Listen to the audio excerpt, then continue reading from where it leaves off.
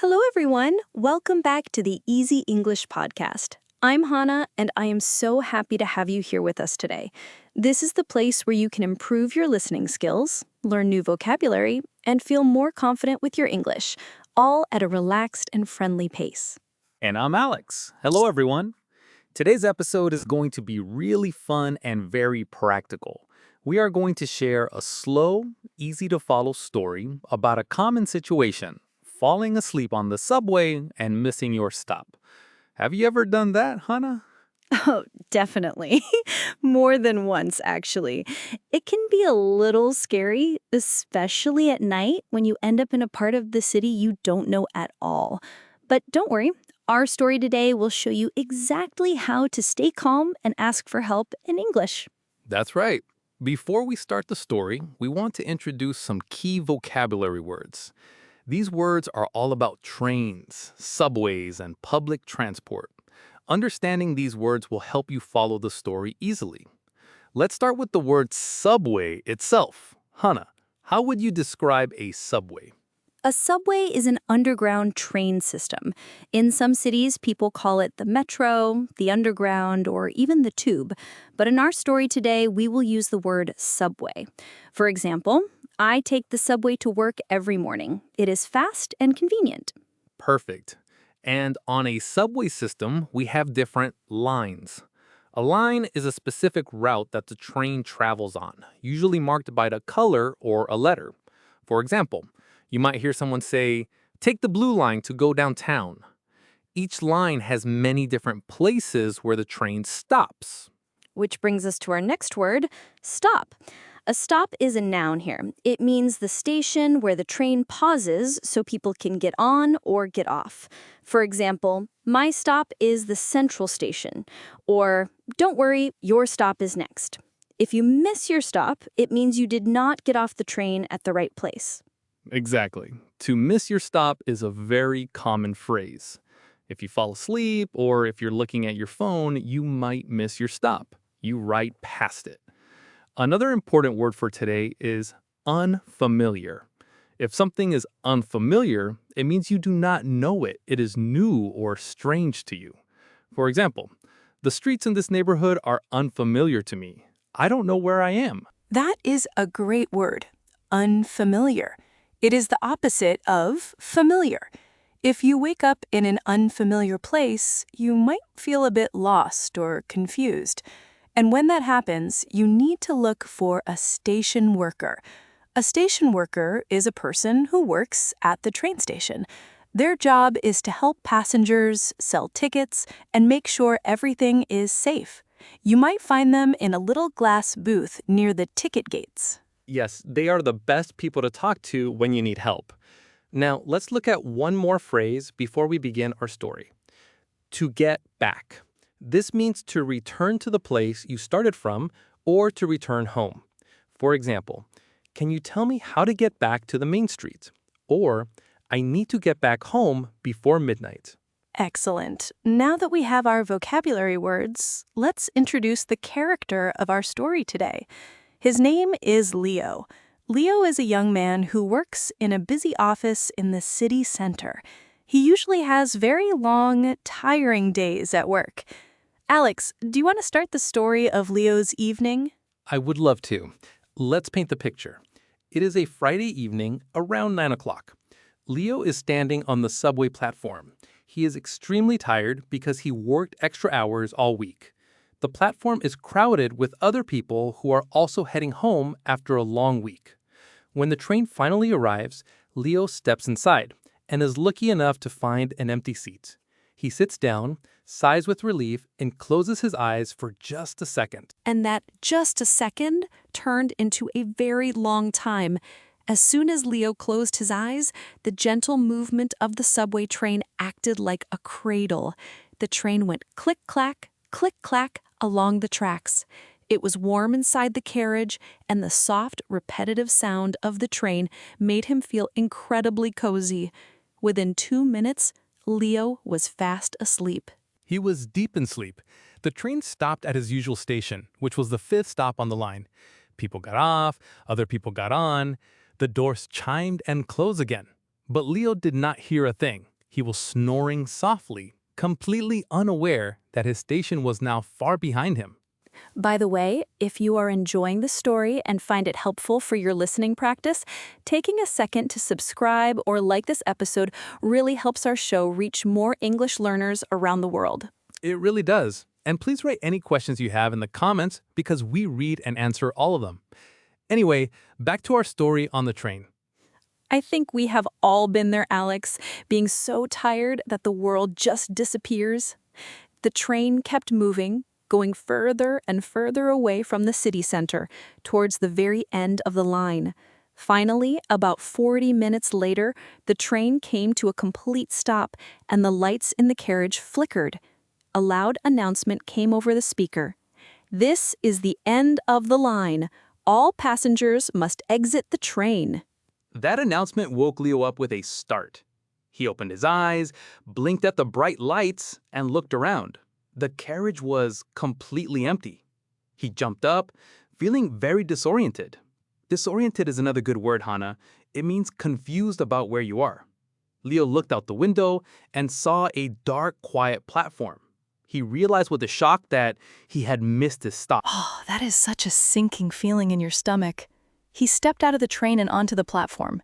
The air was much colder here than it was in the city center. He looked at the signs on the station wall. The name of the station was Green Valley. Leo had never heard of this place before. It was a completely unfamiliar neighborhood. He walked up the stairs to the main station area. He looked through the glass doors of the exit. Outside, there were no tall buildings, no bright streetlights, and very few cars. It looked like a quiet suburb, and it was very dark. Leo looked at his phone to check the time. It was 10:30 at night, and his phone battery was at only 3%. Oh no, only 3%. That is a true modern nightmare. He couldn't use his phone map to find his way, and he couldn't call a taxi using an app. He felt a little bit of panic rising. But then, he spotted a small glass booth near the ticket gates. Inside the booth, there was a station worker wearing a blue uniform, looking at some papers.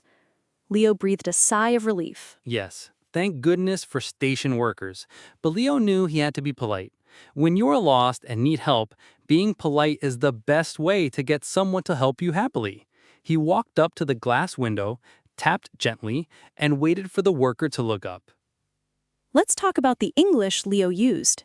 He didn't just run up and yell, "How do I get home?" Instead, he started with a very polite phrase. "Excuse me, sorry to bother you." This is a wonderful way to start a conversation with a stranger, especially someone who is working. "Excuse me" gets their attention, and "sorry to bother you" shows that you respect their time. That is so important. The station worker, a kind-looking woman with glasses, smiled and slid open a small window. She said, "Hello there, how can I help you tonight?" Leo explained his situation clearly and simply. He said, "I'm afraid I fell asleep on the train and missed my stop. I'm trying to get back to Central Station, but my phone is dead. Could you please tell me when the next train goes back in that direction?" That was a perfect explanation. Notice how he used "I'm afraid" at the start of his sentence. In English, we often say "I'm afraid," not because we are scared, but as a polite way to introduce bad news or an embarrassing situation. For example, "I'm afraid I don't know the answer." Or, in Leo's case, "I'm afraid I fell asleep." Exactly, it softens the statement. The station worker looked at her computer screen and then looked back at Leo with a sympathetic expression. She said, "Oh dear, I see. Well, you are quite far from the city center here. And unfortunately, because it is late on a Friday, the trains run less often now." Leo's heart sank a little bit more. He asked, "Is there still a train tonight?" He wanted to make sure he wasn't stuck there until morning. The worker smiled and said, "Yes, don't worry. You are in luck. The very last train, heading back towards Central Station, leaves from Platform 2 in exactly 10 minutes. If you miss that one, you will have to wait until 5 o'clock tomorrow morning." 10 minutes. That was close. Leo thanked her immediately. He said, "Thank you so much. That is a relief. Which way is Platform 2?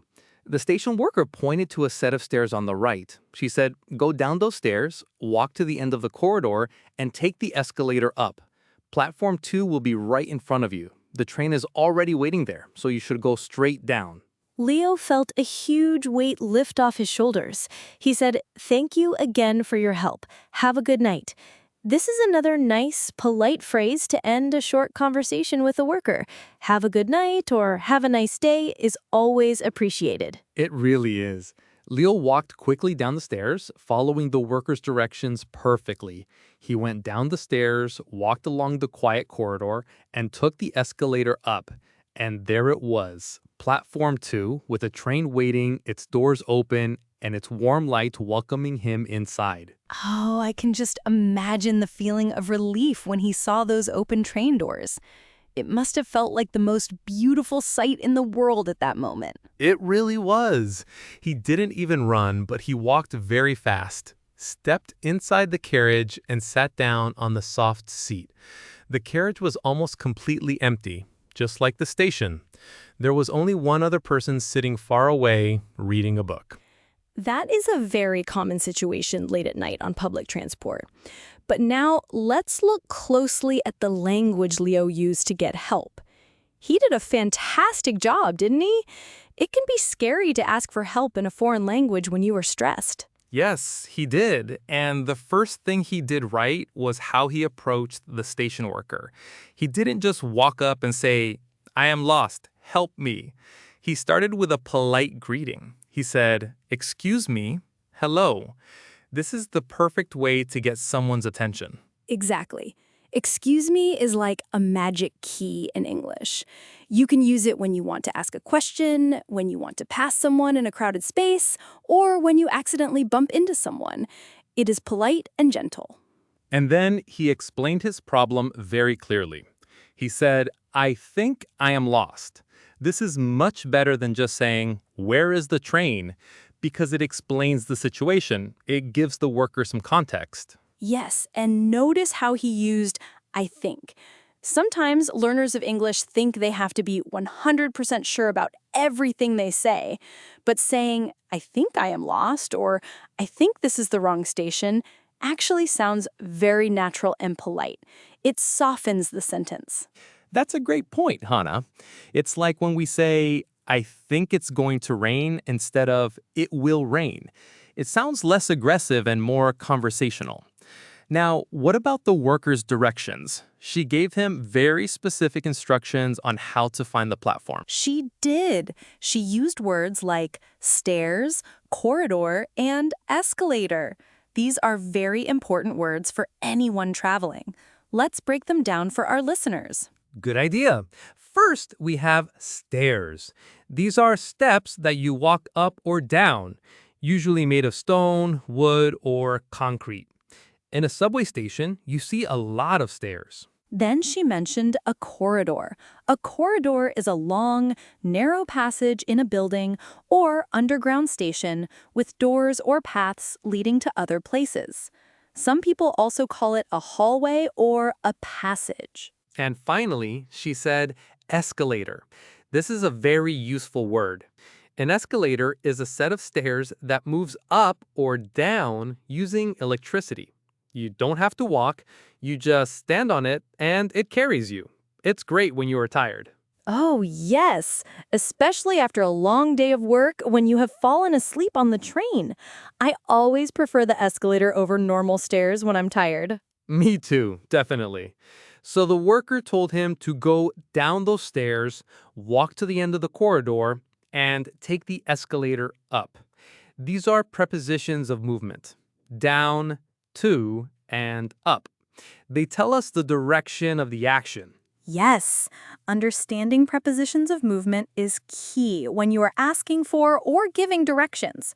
For example, go through the doors, walk past the shop, or go up the stairs. It helps create a clear picture in your mind. Absolutely. And once Leo got onto the platform, he found this train. But the story doesn't end there. He still had to get home, and he had to make sure he didn't fall asleep again. Oh, can you imagine if he fell asleep a second time and ended up even further away? That would be a nightmare. It really would. But Leo was very awake now. The adrenaline from being lost and almost missing the last train made him feel very alert. He sat near the doors this time, not deep in the corner, and he decided to stand up for the last few stops just to be safe. That is a very smart strategy. If you stand up, it is almost impossible to fall asleep. I do that sometimes when I am feeling sleepy on my way home. I just stand near the doors and hold on to the handrail. That is a great tip, Hannah. So Leo stood up, holding the handrail, watching the station names go by. Each stop brought him closer and closer to his warm, comfortable bed. And what happened when he finally reached his home station, Central Station? Well, when the train finally arrived at Central Station, he stepped out onto the familiar platform. Even though it was late and cold, the station felt warm and welcoming to him because he knew exactly where he was. He walked up the stairs, tapped his travel card at the gate, and walked out into the cool night air. He must have felt so happy to see his own neighborhood again. It is amazing how a place we see every day can suddenly feel so special after we get lost. It really does. He walked the short distance to his apartment, unlocked his front door, and stepped inside. He took off his shoes, made himself a warm glass of water, and finally sat down on his sofa. He looked at his watch. It was past midnight, but he was home, safe and sound. Safe and sound is a beautiful idiom. It means completely safe and not hurt or damaged in any way after a dangerous or difficult situation. We often use it when someone arrives home after a long or stressful journey. Yes, like we arrived safe and sound, or the children are back from their camping trip safe and sound. It's a very comforting phrase. It really is. And you know, Leo's adventure on the subway is something that happens to many of us. I think almost everyone who uses public transport has a story about falling asleep and missing their stop. It is a very common mistake, especially when we are tired after a long day of work or study. Oh, absolutely. I have done it myself. I remember one time I woke up at the very end of the line and the train was completely empty. It was dark and the lights inside the train were turning off. I felt a little bit of panic, just like Leo did. That sounds terrifying. What did you do? Well, thankfully, a transit worker walked through the train to check for sleeping passengers. He knocked on my window, smiled, and told me how to get to the opposite platform to catch the last train back. It taught me to always set an alarm on my phone if I feel sleepy on a late-night journey. That is an excellent tip, Alex. Setting a quick alarm for 10 or 15 minutes can save you from a lot of trouble. Let us talk about some of the English we learned from Leo's story today. We had some very useful phrases for asking for help. Do you remember what Leo said when he first approached the station worker? Yes, he started with, "Excuse me, I'm a bit lost. Can you help me, please?" This is the perfect way to begin a conversation with a stranger when you need assistance. It is polite, direct, and immediately lets the other person know that you need help. Exactly. Starting with "excuse me" is very important in English-speaking cultures. It shows respect and gets the person's attention in a gentle way. If you just walk up to someone and say, "Where is the train?" it can sound a bit rude, but adding "excuse me" makes a big difference. It really does. Another great phrase Leo used was, "Which platform do I need for the train going back to Central Station?" This is a very specific and useful question. Which platform do I need is the standard way to ask where to wait for your train. You can use this at any train station in the world. Yes, and the station worker used some good directional words, too. He said, go up the stairs, walk across the bridge, and go down to platform number 4. Let us look at across. We use across when we travel from one side of something to the other. For example, walk across the street or walk across the bridge. That is a great explanation, Hannah. We can also say the bank is across the street, meaning it is on the opposite side.